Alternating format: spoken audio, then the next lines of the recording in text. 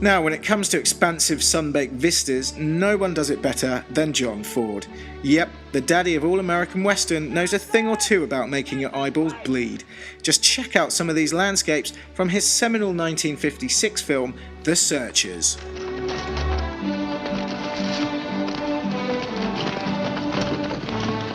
And you can't talk about depictions of the hostile wilderness of the frontier without mentioning a certain bad-tempered Italian. Yes, Sergio Leone, we mean you. No one else managed to capture the complete isolation that comes with being utterly dwarfed by your vast surroundings like the spaghetti western maestro.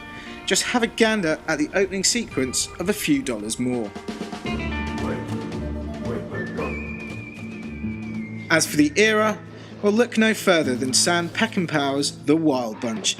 Set in the early 20th century, amidst a heated Mexican Civil War, the film also shows the beginnings of the end for the traditional American West, with industrialization and bureaucracy starting to take root. You see this, Mr. Fordham?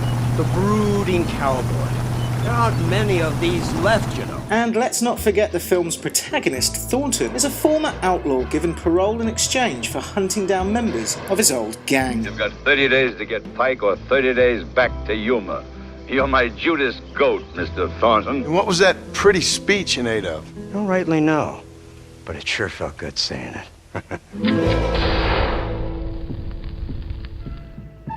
There's only one man when it comes to creating cowboy ditties, and that's the legendary Ennio Morricone.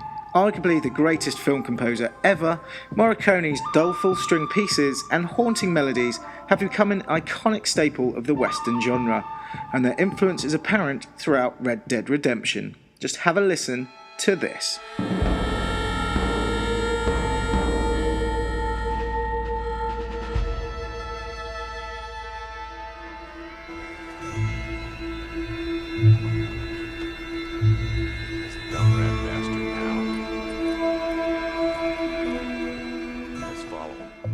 Aside from what we've highlighted, there are numerous little nods to Western culture throughout Red Dead Redemption. Here are some of our favourites. Check out this dude you play poker with in Armadillo. That is the guy from the train station in Once Upon a Time in the West. Just don't let him catch you cheating. Cheaters make my trigger finger itchy! Unless, of course, your name's Charles Bronson. Also, anyone notice a similarity between all those treasure hunts and the main plot thread of The Good, the Bad and the Ugly? Even those stones under which the treasure is buried are remarkably similar to the one Blondie scrawls a name on before the climactic final duel. You may have also stumbled over a couple of areas that take their names from popular films. Rio Bravo, for instance, is a 1959 film starring the legendary John Wayne, and there's also a little all-mining town called Plainview. Come on, everybody knows that one. I drink your milkshake. My name's Marston. John Marston. Goodbye, John Marston. It's been a great pleasure. So there you go. If you love Red Dead, then you'll love these movies. It can give the most ordinary of intelligences a remarkable insight. I'll give you insight. I'll show you what your guts look like. However, if you only ever have time to watch 5 of them, then here's VGM's definitive list of the top 5 Western films of all time in the world, ever, as voted for by you. Clinching 5th spot is the 1969 classic Butch Cassidy and the Sundance Kid. Hey kid, how good are you? Starring Paul Newman and Robert Redford as the titular duo, this gung-ho, heist-laden flick has all the elements you'd want from a blinding cowboy movie. Memorable characters, intense shootouts, and a truly harrowing ending. Are you thinking what we're thinking?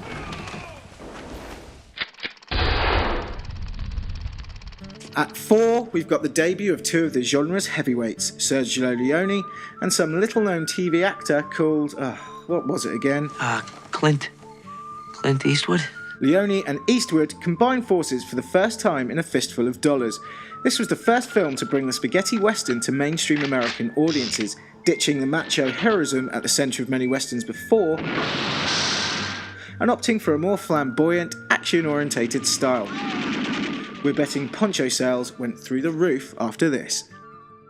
Grabbing a podium finish, we've got Clint Eastwood's masterpiece Unforgiven. This stark portrayal of two delusioned former outlaws focuses on the ethics of killing like no other Western before it. Give me the pistol, mister. What does it mean to kill a man? And is it ever right to do so? Eventually, old William Money decides that in some cases, yes it is. Maybe we ain't nothing but whores, but by God, we ain't horses. A bit of death dealing is just what's required. Brilliant. Give me your Schofield. Shit. Clint, if you're watching, it's not too late. Please put down your Oscars and pick up your rifle one last time. Kill us, bitch.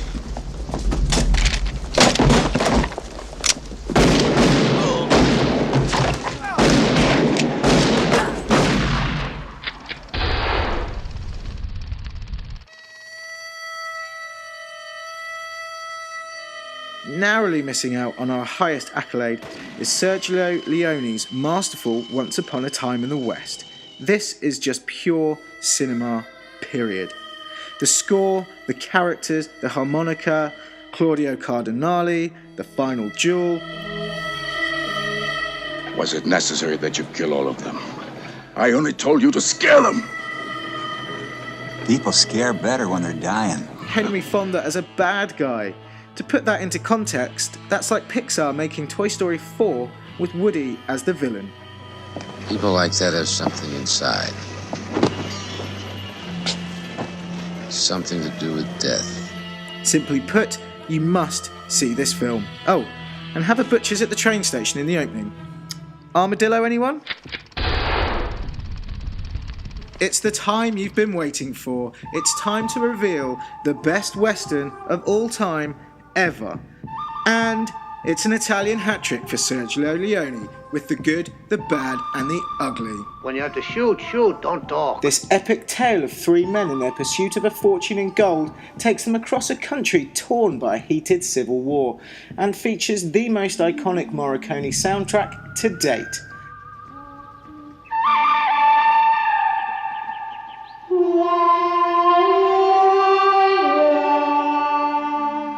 This is the American West like you've never seen it, and it all culminates in a standoff that is arguably one of the single greatest scenes in cinema history.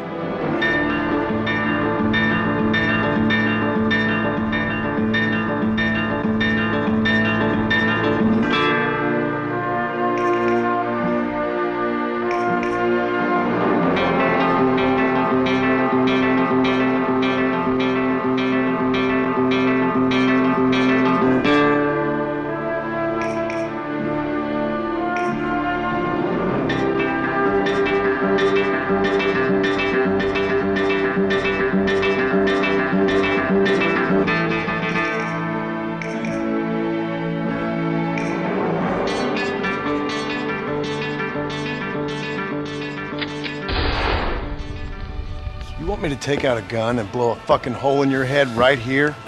Right now? You want that? That's it, folks. If you finished Red Dead Redemption and are getting dead-eye withdrawal, now you've got no excuse. Get down your local video store and pick up some of those cowboy crackers. And if you've noticed something we haven't, or generally think we're talking balls, feel free to leave a scathing comment, because we'll hit you right back. BGM out for now. It's over! Stop playing games with me!